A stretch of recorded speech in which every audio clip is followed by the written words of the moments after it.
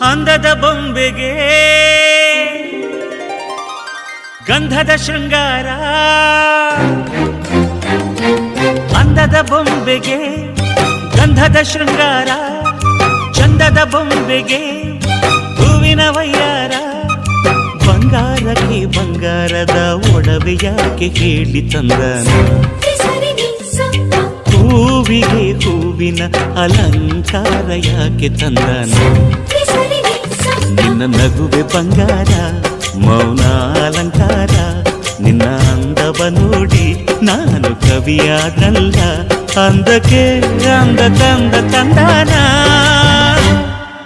ಅಂದದ ಬೊಂಬೆಗೆ ಗಂಧದ ಶೃಂಗಾರ, ಚಂದದ ಬೊಂಬೆಗೆ ಹೂವಿನ ವಯ್ಯಾರ.